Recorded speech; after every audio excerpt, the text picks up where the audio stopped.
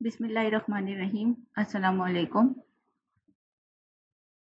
Probability and statistics के lecture number 10 में मैं आपको खुशामदीद कहती हूँ। हम लोगों ने डाटा की रिप्रेजेंटेशन के मेथड्स को एक्सप्लोर किया है। अब तक हम लोगों ने टेबुलेशन से स्टार्ट लिया था और अब डिफरेंट किस्म की डायग्राम्स के बाद अब हम पाई चार्ट पर आ चुके हैं। पाई चार्ट भी बड़ा इम्पॉर्टेंट कॉन्सेप्ट है जिसके थ्रू आप डाटा की रिप्रेजेंटेशन कर सकते हैं, लेकिन इसको सीखने के लिए हमें पहले इसकी जो कॉन्सेप्ट है वो बिल्ड करना पड़ेगा।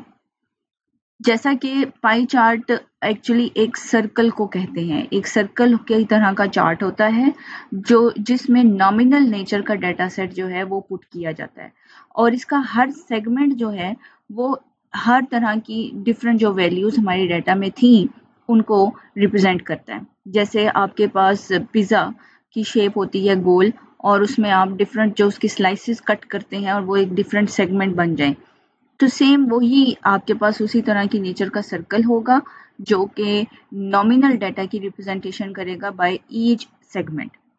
ठीक है, अब वो जो हर सेगमेंट है वो हर कैटेगरी है और हर कैटेगरी एक्चुअली हमारे पास आउट ऑफ 100% आएगी।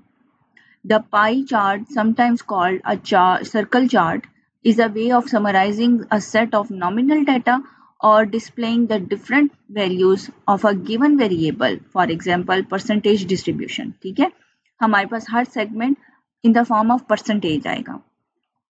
This type of chart is a circle divided into series of segments. Each segment represents a particular category. Clear है? अब हम इसको with the help of an example समझते हैं कि how to construct the pie. The total value of data is 20 and the amount spent on each category is interpreted as follow. हमारे पास ice cream की value आगे 4 दी हुई है, टॉफीज की value 4 दी हुई है, पॉपकॉर्न की 2 दी हुई है एंड राइड्स की 10 दी हुई है। पहले हमें पाई से पहले हमें डाटा को तैयार करना पड़ेगा परसेंटेज की फॉर्म में। And how we can construct the percentage is, it is very easy by using the formula frequency divided by total frequency multiplied by 100। जैसे हमारे पास अगर राइड्स की बात करें तो राइड की जो ओरिजिनल वैल्यू थी दैट वाज 10 को डिवाइड करेंगे टोटल फ्रीक्वेंसी पे दैट इज 20, तो डिवाइड मल्टीप्लाई बाय 100 कर देंगे that is 50%। total spend on total value spent on toffees 4 divided by 20 multiplied by 100 that is 20%. Amount spent on popcorn 2 multiplied by 20 multiply 2 divided by 20 multiplied by 100 that is 10%. Amount spent on ice cream 4 divided by 20 multiplied by 100 that is 20%. अब हम लोग एक circle draw कर लेंगे by using प्रकार, और tools में हमारे पास डी होती थी।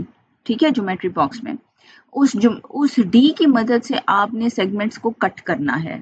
ठीक है, अब हमारे पास जो राइट था वो 50% आया था, तो हाफ ऑफ द सर्कल जो है वो चला जाएगा राइट पे, और राइट की जो कलर है वो आपने येलो किया हुआ है, आप अपनी पसंद का कोई भी कलर कर सकते हैं।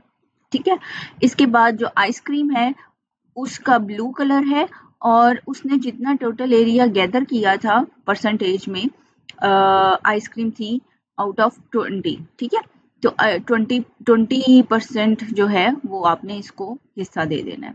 इसी तरह से टॉफीज भी 20% में आई थी, ये पिंक कलर में शो हो जाएगा, और लास्ट में हमारे पास 10% में आया था पॉपकॉर्न, तो ये ग्रीन कलर से इसका सेगमेंट शो कर देंगे।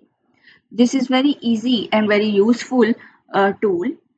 Hope you understand. If you have any sort of query related to the lecture, please write your query in the comment box. We will answer it. Thank you, students. Allah Hafiz.